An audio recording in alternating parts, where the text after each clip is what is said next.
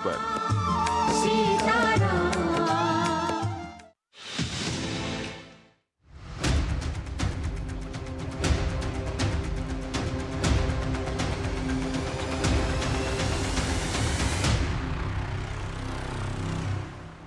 नमस्कार, भारत एट 7 में आप सभी का स्वागत है। मैं हूं अश्विनी कुमार मिश्र। दिन भर की राज्यों से जुड़ी अनेक अहम खबरें समेटकर हम हाजिर हैं। सबसे पहले नजर डालते हैं सुर्खियों पर। भारत और जमैका के बीच 4 क्षेत्रों में हुए समझौते। संयुक्त राष्ट्र सुरक्षा परिषद सहित सभी वैश्विक संस्थाओं में सुधार के पक्षधर हैं दोनों देश।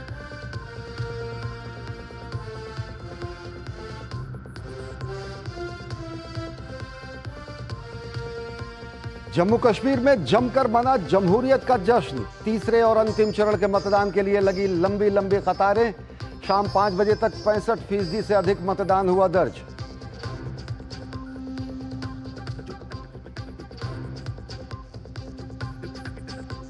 हरियाणा के पलवल में प्रधानमंत्री नरेंद्र मोदी ने भरी हुंकार। कहा, कांग्रेस की नस नस में दौड़ता है भ्रष्टाचार। कांग्रेस पर कश्मीर को तोड़ने का लगाया आरोप। वहीं कांग्रेस की विजय संकल्प यात्रा आज भी रही जारी। बीएसपी समेत अन्य पार्टियां भी प्रचार में जुटी।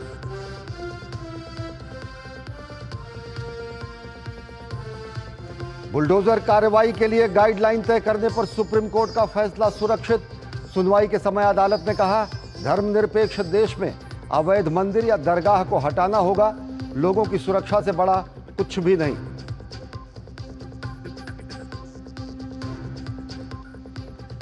पश्चिम बंगाल में जूनियर डॉक्टर्स ने छेड़ी आर पार की लड़ाई। अभया को इंसाफ और ड्यूटी के समय सुरक्षा की मांग के साथ बेमियादी हड़ताल पर गए junior doctor.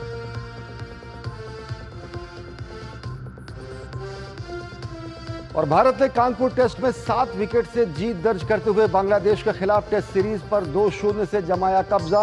ICC world test championship में शीर्ष स्थान पर पकड़ मजबूत।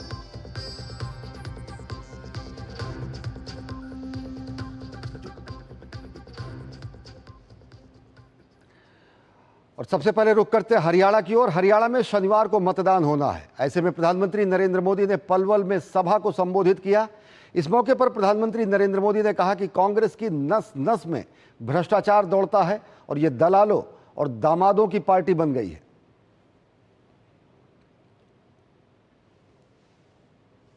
कि नस नस में भ्रष्टाचार दौड़ता है, ये दलालों और दामादों की पार्टी बन गई है। कांग्रेस के राज में यहां जमीन की दलाली करने वाले मालामाल हो गए हैं, या तो दामाद जी मालामाल हो गए हैं। ये 2 ही लोग फले फूले हैं। जबकि किसान के नसीब में क्या आया? किसान को तो सिर्फ 2 रुपये का मुआवजा मिला। जो लोग 10 साल पहले हुड्डा जी की सरकार थी ना, हर किसान कहता है ये तो 2 रुपया मुआवजे वाली बड़ी आफत आई और किसानों के घर में चेक पहुंचा। क्या? 2-2 रुपया का चेक। और उस सरकार की पहचान थी किसानों के घर में, किसानों के दिल में, कि 2 रुपया मुआवजे वाली सरकार है। और प्रधानमंत्री नरेंद्र मोदी ने कहा कि जब तक मोदी हैं, एससी, एसटी और ओबीसी समुदाय का हक कोई नहीं छीन सकता। प्रधानमंत्री ने कहा कि वे ओबीसी समुदाय से आते हैं, इसलिए लोग उन्हें गालियां देते हैं। जब तक बीजेपी है, जब तक मोदी है,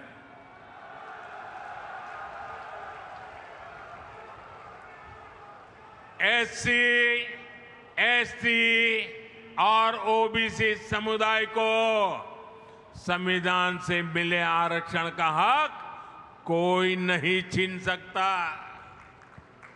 आपने देखा होगा, ये लोग दिन रात मुझे गालियां देते हैं। अब हमारे मुख्यमंत्री जी, सैनी जी को भी गालियां देते हैं। हमारा और कोई गुनाह नहीं है। हमारा गुनाह यही है कि हम ओबीसी अति पिछड़ी मां की कोख से पैदा हुए हैं, इसलिए गालियां दे रहे हैं। और अब बात करते हैं कर्नाटक के मूडा घोटाले की। कर्नाटक के मूडा घोटाले में लोकायुक्त ने जांच शुरू कर दी है। ये बेहद महत्वपूर्ण मामला है और इस मामले पर अगर देखें तो सबसे ज़्यादा असहज स्थिति में मुख्यमंत्री सिद्धारमैया हैं। सिद्धारमैया की कार्यकाल में इस घोटाले की जो बात उठी है वो ये उठी है कि उनकी पत्नी को अवैधानिक तरीके से ज़मीन के कुछ खंड हस्तांतरित किए गए और अब फिलहाल उन्होंने उस ज़मीन को बदलने की भी पेशकश की है। तो कर्नाटक में अगर देखें तो लोकायुक्त ने जांच शुरू कर दी है और कर्नाटक के मुख्यमंत्री सिद्धारमैया की मुश्किलें बढ़ती दिख रही हैं। स्पेशल टास्क फोर्स के आदेश के बाद मैसूर शहरी विकास प्राधिकरण ने इस मामले में लोकायुक्त की जांच शुरू की है। कर्नाटक लोकायुक्त की टीम ने मुख्यमंत्री सिद्धारमैया और उनकी पत्नी पार्वती बीएम से जुड़े आरोपों की जांच तेज कर दी है। इस सिलसिले में लोकायुक्त की एक जांच टीम मैसूर में विवादित भूखंड पर पहुंची। विवादित भूखंड पर जिस समय जांच टीम पहुंची और जांच की, उस समय इस मामले की शिकायतकर्ता स्नेहामयी कृष्णा भी मौजूद थीं। लोकायुक्त की टीम भूमापी से जुड़े सामान और उपकरण लेकर विवादित भूखंड पर पहुंची और इस दौरान टीम ने जमीन की पैमाइश की। इस बीच मुख्यमंत्री सिद्धारमैया ने 14 भूखंड लौटाने के पत्नी के कदम पर भी हैरानी जताई है। उन्होंने कहा कि पार्वती अपने परिवार तक ही सीमित थीं, लेकिन नफरत की राजनीति के कारण उन्होंने मानसिक यातना झेली। उन्होंने कहा कि मेरी पत्नी पार्वती ने मैसूर में MUDA के भूमि अधिग्रहण किए बिना जब्त की गई जमीन के मुआवजे के रूप में मिली जमीनें वापस कर दी हैं।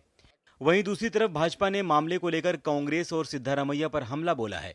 भाजपा प्रवक्ता रविशंकर प्रसाद ने कहा कि जमीन घोटाले से जुड़ा कांग्रेस का इतिहास पुराना है।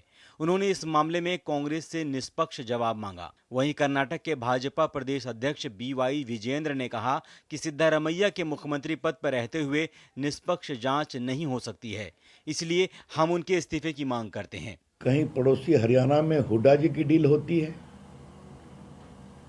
अभी सिद्धारमैया का मूडा का डील चल रहा है। क्या हो मुख्यमंत्री, उनका परिवार, क्या हो राष्ट्रीय अध्यक्ष, उनका परिवार, और पूर्व में तो दामाद बाबू की चर्चा बहुत हो चुकी है। कांग्रेस पार्टी की सरकारों को लैंड डील से इतना प्यार क्यों है? गलती हुआ है उसको मान के, हाँ गलत हुआ है हमारे तरफ से, जो निवेश मिला है हमको हम लोग वापस कर रहे हैं, डिसीजन लिया है। ऐसा डिसीजन तब लेना चाहिए था 2 महीने पहले। नाउ इट्स टू लेट, क्योंकि हाई कोर्ट के जजमेंट के बाद और लोअर कोर्ट के जजमेंट के बाद अभी लोकायुक्त पुलिस ने FIR भी रजिस्टर किया है। Investigation already started. Political vendetta, political conspiracy ये ठीक नहीं है। चीफ मिनिस्टर खुद एक एडवोकेट है, इसलिए वो समझना चाहिए, तुरंत इस्तीफा देना चाहिए मैसूर मूडा के स्कैम में। दूसरी तरफ मूडा कमिश्नर AN रघुनंदन ने सिद्धारमैया की पत्नी द्वारा भूखंड वापस करने के संबंध में पत्र लिखे जाने पर कहा कि हम इस मामले में अगले कदम के लिए कानूनी सलाह लेंगे। इस बीच BY विजेंद्र ने राज्य के गृह मंत्री DG परमेश्वर और पुलिस महानिदेशक को पत्र लिखकर RTI कार्यकर्ता स्नेहमयी कृष्णा को पर्याप्त सुरक्षा प्रदान करने का अनुरोध किया है। बहरहाल आरोप प्रत्यारोप के बीच सिद्धारमैया इस मामले में इस्तीफा देने से लगातार इनकार करते नजर आ रहे हैं। Bureau report, DD news. और कर्नाटक के बाद अब बात बिहार की। बिहार बाढ़ से प्रभावित है, बेहाल है। 16 जिले बुरी तरह बाढ़ से प्रभावित हुए हैं। बाढ़ का सबसे ज़्यादा प्रभाव उत्तरी बिहार में देखने को मिल रहा है। केंद्र सरकार और राज्य सरकार युद्ध स्तर पर लोगों को सुरक्षित स्थानों पर पहुंचाने के लिए सारे इंतजाम कर रहे हैं। कई स्थानों पर कम्युनिटी किचन भी लगाया गया है। देखिए हमारी खास रिपोर्ट। पिछले 2 दिनों से नेपाल में हो रही मूसलाधार बारिश में थोड़ी राहत मिली है, जिसके कारण कोसी और गंडक का जो जल स्तर है वो कम हो गया है। बिहार में बाढ़ से हाहाकार मचा हुआ है। खास तौर पर उत्तरी बिहार के जिलों में लाखों लोग बाढ़ से प्रभावित हुए हैं। इसके अलावा किसानों को भी काफी नुकसान हुआ है। इस बीच राज्य के मुख्यमंत्री नीतीश कुमार ने बाढ़ प्रभावित इलाकों का जायजा लिया। इस दौरान मुख्यमंत्री ने अपने साथ मौजूद अधिकारियों को बाढ़ प्रभावित इलाकों में राहत कार्यों में तेजी लाने के निर्देश दिए। बिहार में आई बाढ़ से 16 जिले प्रभावित हुए हैं। गंडक, कोसी, बागमती, महानंदा एवं अन्य नदियों में उफान से इन जिलों के 31 प्रखंडों की करीब 152 पंचायतें प्रभावित हुई हैं। बाढ़ प्रभावित जिलों में पूर्वी चंपारण, पश्चिमी चंपारण, अररिया, किशनगंज, गोपालगंज, शिवहर, सीतामढ़ी, सिवान, मधेपुरा, मुजफ्फरपुर, पूर्णिया, मधुबनी, दरभंगा, सारण और सहरसा शामिल हैं। इन जिलों के 9 लाख से ज्यादा लोग बाढ़ की वजह से प्रभावित हुए हैं। कई जिलों में तटबंध टूट जाने की वजह से पानी ने भारी तबाही मचाई है। सैकड़ों लोगों के घर पानी में बह गए हैं। कई जगहों पर सड़क संपर्क टूट गया है और कई लोग विस्थापित हो गए हैं। जिला प्रशासन हर संभव सहयोग कर रहा है, हर संभव प्रयास कर रहा है। प्रभावितों के बीच में खाना, पानी, दवा, मानव दवा, पशु दवा, पॉलीथीन सेट्स, सूखा राशन का वितरण कराया जा रहा है। राज्य के आपदा प्रबंधन विभाग ने बाढ़ प्रभावित इलाकों में राहत बचाव कार्य तेज कर दिया है। एनडीआरएफ और एसडीआरएफ की कई टीमें राहत और बचाव कार्य में जुटी हुई हैं। वहीं आवागमन के लिए 630 नावों का परिचालन किया जा रहा है। इन नदियों के जलस्तर में वृद्धि जारी रहने की आशंका को देखते हुए संबंधित जिलाधिकारियों को अलर्ट रहने को कहा गया है। इस बीच केंद्रीय मंत्री चिराग पासवान ने भी बाढ़ प्रभावित इलाकों का दौरा किया। इस दौरान उन्होंने लोगों की समस्याएं सुनी और बाढ़ पीड़ितों के बीच राहत सामग्री का वितरण भी किया। एनडीआरएफ की टीमें हो, एसडीआरएफ की टीमें हो, इस बात को सुनिश्चित कर रही कि सबसे पहले रेस्क्यू, इवैक्यूएशन हो ताकि उसमें किसी तरीके की कोई दुखद घटना हम लोगों को सुनने को ना मिले। वहीं दूसरी तरफ बाढ़ ग्रस्त इलाकों के लोगों को कई प्रकार की समस्याओं से दो चार होना पड़ रहा है। इलाजों का सब बंद है। घर में पानी घुस गए हैं, बाहर पानी घुस गए, आंगन से पानी घुस गए, कहीं जाने का जगह नहीं है। बहुत खराब है स्थिति, घर समय पानी चला गया है, चूल्ही चौका सब बंद है।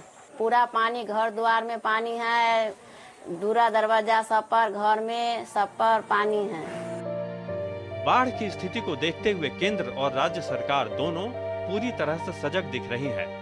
केंद्र सरकार ने बाढ़ के लिए स्पेशल पैकेज का ऐलान भी किया है ताकि जो लोग भी इससे प्रभावित हुए हैं उन्हें दोबारा सामान्य जीवन शुरू करने के लिए मदद मिल सके। जिला प्रशासन और राज्य सरकार भी बाढ़ पीड़ितों की मदद के लिए मुस्तैद दिख रही है। एनडीआरएफ और एसडीआरएफ की टीम तैनात की गई है। इसके साथ ही कम्युनिटी किचन के माध्यम से लोगों को खाना उपलब्ध कराया जा रहा है। डीडी न्यूज़ के लिए पटना से कुमार जय के साथ मधुरेश नारायण। और खबरें अभी और भी हैं, लेकिन वक्त एक छोटे से ब्रेक का। देखते रहिए DD news.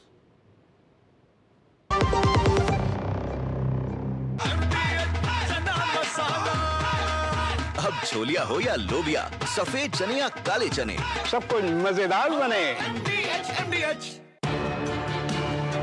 On the turbulent waters of the ocean, I stand firm in my country's defense. In the ocean's deepest depths, I roam unfettered. And high above the oceans, I bring my enemy down. As limitless is the ocean, so are my opportunities to make a career out of a calling, to serve the nation with honor, to succeed in battle and in life. The Navy gives you more. Indian Navy, an ocean of opportunities. सारी छुर्रियां भर देती हैं, दीवार हमवार कर देती हैं। तो putty भर ले, हाँ पुट्टी भर ले। वंडर वॉल पुट्टी दे एक परफेक्ट फिनिश। बेटियां घर की रौनक हैं। बेटियां घर संवारती हैं। बेटियां पीढ़ियां सजाती हैं। बेटियां घर की बुनियाद कहलाती हैं। बेटियों को सलाम करता है मोंगिया स्टील, स्टील का बादशाह। MDH की देगी मीरज। देगी मिर्च का तड़का, अंग अंग फड़का। MDH की देगी मिर्च सारी छुर्रियां भर देती हैं, दीवार हमवार कर देती हैं। तो पुट्टी भर ले, हाँ पुट्टी भर ले। वंडर वॉल पुट्टी दे एक परफेक्ट फिनिश। ब्रेक के बाद आप सभी का स्वागत है। पेरिस ओलंपिक और पैरालंपिक में शानदार प्रदर्शन करके पदक जीतने वाले उत्तर प्रदेश के 14 खिलाड़ियों को 22 करोड़ 70 लाख रुपए के पुरस्कार मुख्यमंत्री योगी आदित्यनाथ ने मंगलवार को दिए। इंदिरा गांधी प्रतिष्ठान में आयोजित समारोह में खिलाड़ियों ने कहा कि सरकार की ओर से मिलने वाला इस तरह का समर्थन उन्हें आगे पदक जीतने में मददगार साबित होता है। पेरिस में संपन्न ओलंपिक एवं पैरालंपिक खेलों में अपनी उल्लेखनीय उपलब्धियों से देश को गौरवान्वित करने वाले खिलाड़ियों एवं प्रशिक्षकों का उत्तर प्रदेश सरकार ने सम्मान किया। प्रदेश के मुख्यमंत्री योगी आदित्यनाथ ने लखनऊ में आयोजित कार्यक्रम में प्रदेश के खिलाड़ियों एवं प्रशिक्षकों को सम्मानित किया। इस मौके पर उन्होंने खिलाड़ियों को पुरस्कार राशि वितरित की। इस अवसर पर उन्होंने कहा कि जो खिलाड़ी मेडल जीते हैं उन खिलाड़ियों के लिए उत्तर प्रदेश सरकार की नौकरियां भी इंतजार कर रही हैं। मुख्यमंत्री ने साथ ही कहा कि प्रधानमंत्री नरेंद्र मोदी के नेतृत्व में देश के अंदर खेल का जो माहौल बना है उसका परिणाम आज हम सबको देखने को मिल रहा है। प्रधानमंत्री जी ने खेलो इंडिया खेलों से इस अभियान का शुभारंभ किया था। इसके बाद फिट इंडिया मूवमेंट, सांसद खेलकूद प्रतियोगिता और अब तो शहर हो या गांव या विश्वविद्यालयों के स्तर पर अब लीग प्रतियोगिताएं प्रारंभ हो चुकी हैं। मैं इस बार देख रहा था ग्रामीण खेलों के लीग आज जब प्रारंभ हुए हैं, इसमें अलग अलग क्षेत्र के अलग अलग खेलों के लिए एक प्लेटफॉर्म प्राप्त हो रहा है और खिलाड़ियों को आगे बढ़ने का अवसर भी प्राप्त हो रहा है। योगी आदित्यनाथ ने कार्यक्रम के दौरान जोर देते हुए कहा कि हर ग्राम पंचायत में एक एक खेल का मैदान और हर विकास खंड में एक एक मिनी स्टेडियम का निर्माण करने की योजना पर कार्य किया जा रहा है। प्रदेश सरकार ने एक बड़े लक्ष्य को ध्यान में रख करके कार्य करना प्रारंभ किया है, जिसमें 57,000 से अधिक ग्राम पंचायतें हैं उत्तर प्रदेश के अंदर और हर ग्राम पंचायत में खेल का मैदान हो, बच्चे वहां खेलें। हमारे पास 826 विकास खंड हैं, इन 826 विकास खंड में मिनी स्टेडियम हो। वहीं इस मौके पर खिलाड़ियों ने पीएम मोदी की खेल के प्रति नीतियों और योजनाओं की सराहना की। इसके अलावा उन्होंने प्रोत्साहन देने के लिए उत्तर प्रदेश सरकार का भी आभार जताया। सारी चीजों को ध्यान में रख रही है, स्पोर्ट्स को देख के चल रही है और प्रोत्साहन भी कर रही है, तो इससे बहुत सारी चीजों को चेंज मिला है, चेंज हो रहा है, क्योंकि देखने में आ भी रहा है। माननीय मुख्यमंत्री जी का बहुत बहुत धन्यवाद करना चाहूंगा कि आज उन्होंने सभी खिलाड़ियों को इस मंच पे बुला के सम्मान दिया। उनको एक धनराशि दी, रिस्पेक्टेड धनराशि जो कि करोड़ों में है, और मुझे बहुत खुशी हो रही है कि जब भी हमें हमारे प्रदेश में ऐसा सम्मान मिलता है तो हमें एक अलग से प्रोत्साहन मिलता है कि हम अपने गेम को और ज्यादा बेहतर कर सकें। इसके अलावा मुख्यमंत्री ने खिलाड़ियों को प्रोत्साहित करने के लिए हर साल पुरुष वर्ग के लिए लक्ष्मण पुरस्कार तथा महिला वर्ग के लिए रानी लक्ष्मीबाई पुरस्कार देने की भी घोषणा की। खेलो इंडिया, फिट इंडिया और सांसद खेल प्रतियोगिताओं के द्वारा तमाम सारे खिलाड़ियों को अब अवसर मिल रहे हैं अपनी प्रतिभा दिखाने का। वहीं प्रदेश के प्रत्येक जनपद में गांव स्तर तक स्टेडियम बनाने का काम चल रहा है, जिससे यहां युवा प्रतिभा को अपनी प्रतिभा दिखाने का बेहतर मौका मिले। कैमरामैन अविनाश के साथ विकास सिंह, डीडी न्यूज, लखनऊ। और वक्त हो चला एक और छोटे से ब्रेक का, देखते रहिए डीडी न्यूज। सारी छुर्रियां भर देती हैं, दीवार हमवार कर देती हैं। तो पुट्टी भर ले, हाँ पुट्टी भर ले। वंडर वॉल पुट्टी दे एक परफेक्ट फिनिश। बढ़िया है, क्यों ना? प्राकृतिक हल्दी, मिर्ची, धनिया। नहीं, मिर्ची, धनिया, हल्दी, MDH। बेटियां घर की रौनक हैं। बेटियां घर संवारती हैं। बेटियां पीढ़ियां सजाती हैं। बेटियां घर की बुनियाद कहलाती हैं। बेटियों को सलाम करता है मोंगिया स्टील। स्टील का बादशाह गोल्डी मसाले के 100 ग्राम के स्पेशल पैक्स में फ्रेशनेस लॉक ऐसे गोल्डी मसाले जहां जाएं रिश्ते बनाएं। सारी छुर्रियां भर देती हैं, दीवार हमवार कर देती हैं। तो पुट्टी भर ले, हाँ पुट्टी भर ले। वंडर वॉल पुट्टी दे एक परफेक्ट फिनिश। ब्रेक के बाद आप सभी का स्वागत है। दिल्ली स्थित राष्ट्रीय अभिलेखागार संग्रहालय में एक विशेष प्रदर्शनी का आयोजन किया गया। क्या कुछ खास रहा इस प्रदर्शनी में, देखिए हमारी खास रिपोर्ट। संस्कृति मंत्रालय के राष्ट्रीय अभिलेखागार संग्रहालय में सुशासन और अभिलेख नामक एक विशेष प्रदर्शनी का आयोजन किया गया। इस प्रदर्शनी का उद्घाटन केंद्रीय संस्कृति मंत्री गजेंद्र सिंह शेखावत ने किया। साथ ही केंद्रीय मंत्री ने प्रदर्शनी का अवलोकन भी किया।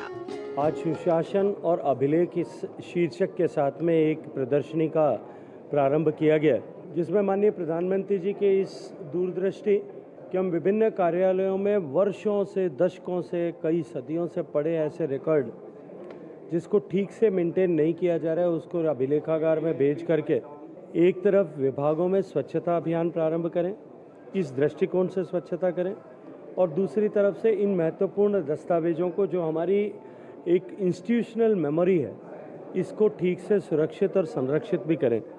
मैं अभिलेखागार के लिए इसके लिए प्रशंसा करता हूं। इस प्रदर्शनी के अंतर्गत 11 मंत्रालयों और विभागों के ऐतिहासिक अभिलेखों में सुशासन की एक झलक दिखाई गई। माननीय प्रधानमंत्री जी के निर्देशों के अनुसार वर्ष 2021, 22 और 23 में विशेष अभियान चलाए गए थे। इस विशेष अभियान का मकसद था स्वच्छता को संस्थागत करना तथा मंत्रालयों में कार्यप्रणाली को सुदृढ़ करना और पेंडेंसी को कम करना। इस विशेष अभियानों के माध्यम से लगभग 1 करोड़ फाइल्स का वीडिंग आउट किया गया और कई हज़ारों फाइल जो हिस्टोरिकल वैल्यू के थे उनका कंजर्वेशन और प्रिजर्वेशन किया गया। अभिलेख सुशासन का आधार है। इस अभियान के अंतर्गत भारत सरकार के मंत्रालय एवं विभागों व अन्य उपक्रमों में पुराने अभिलेखों की समीक्षा, निस्तारण, मूल्यांकन एवं स्थायी महत्व के ऐतिहासिक अभिलेखों को राष्ट्रीय अभिलेखागार को सौंपने का एक अत्यधिक महत्वपूर्ण अभियान चलाया गया।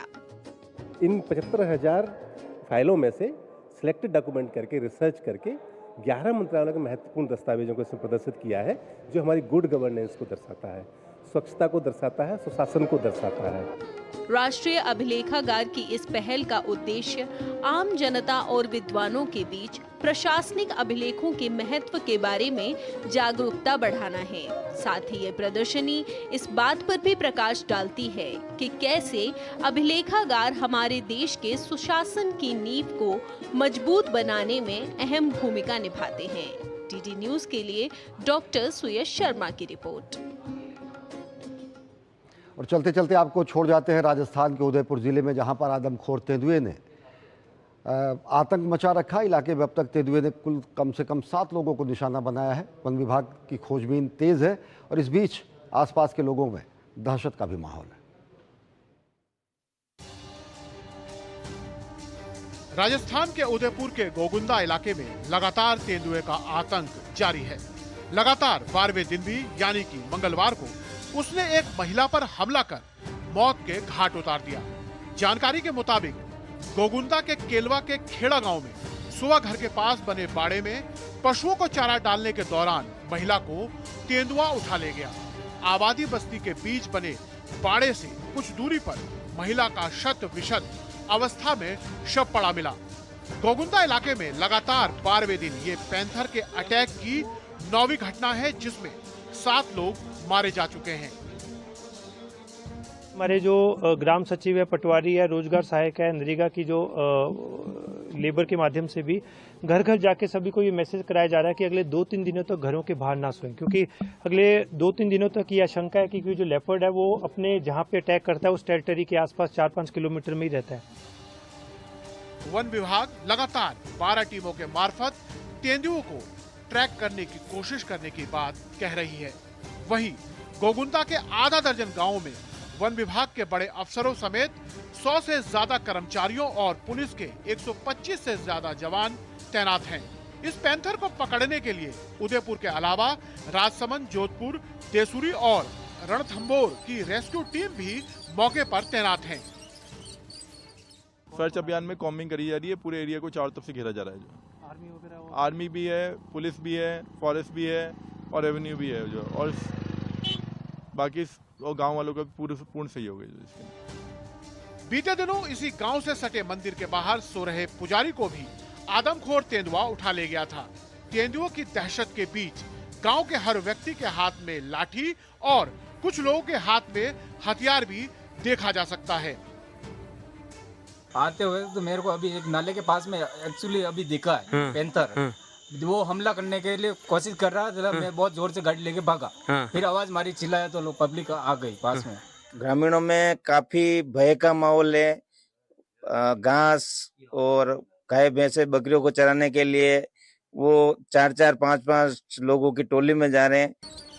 वन विभाग द्वारा तेंदुओं को पकड़ने के लिए पूरे इलाके में 15 से ज्यादा पिंजरे लगाए गए हैं, लेकिन आदमखोर तेंदुआ शातिर हो चुका है और वो पिंजरे तक नहीं पहुंच रहा है। उदयपुर के गोगुंदा क्षेत्र में लगातार लेपर्ड के हमले लोगों को भयभीत कर रहे हैं। जो लोग बाहर निकल रहे हैं घरों से, वो हाथों में लठ या अन्य हथियार लेकर निकल रहे हैं। वन विभाग की टीमें यहाँ लगातार प्रयास कर रही हैं। टीडी न्यूज़ के लिए सुनील शर्मा के लिए।